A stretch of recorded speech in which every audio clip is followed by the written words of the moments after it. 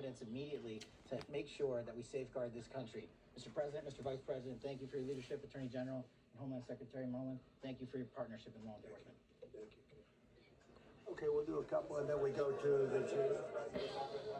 Madam Chairman, I just want to say you did a fantastic job. What a beautiful evening, and we're going to reschedule. Okay. And after that, it's very tough for her to ask a killer question, right? But you have done a fantastic job. Please. Mr. President, I appreciate it. As you mentioned, it all happened so quickly. Yeah. And I wonder, especially because unfortunately you have experience with these sorts of threats, in that moment when you realized there was a threat and service agents were telling us to get down, can you describe what was going through your mind, how you were feeling in that moment?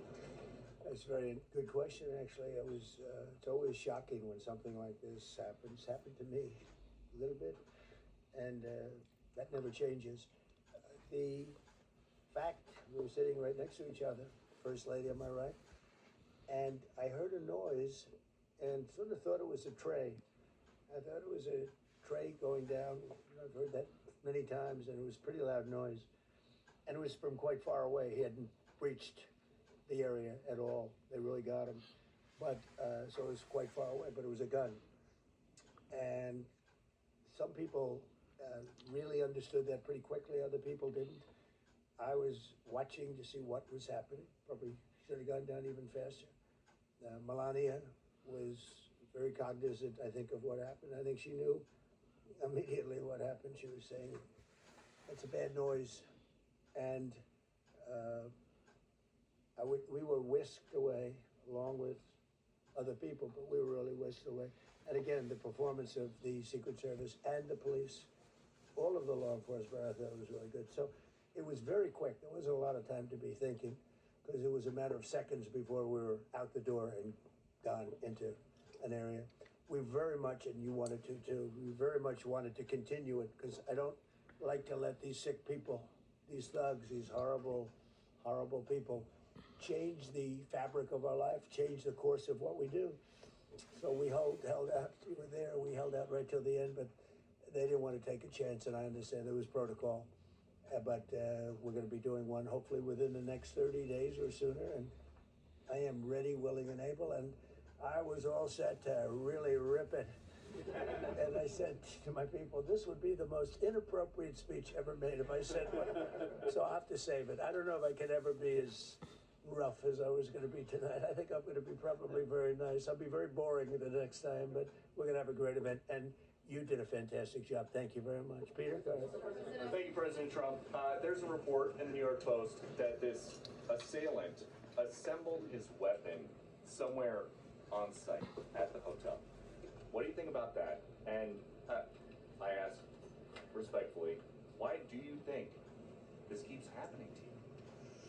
Well, you know, I've studied assassinations, and I must tell you, the most impactful people, the people that do the most, you take a look at the people, Abraham Lincoln, I mean, you go through the people that have gone through this where they got them, but the people that do the most, the people that make the biggest impact, they're the ones that they go after. They don't go after the ones that don't do much because they like it that way. And when you look at the people that have either, whether it was an attempt or a successful attempt, they're very impactful people. Just take a look at the names there, the big names.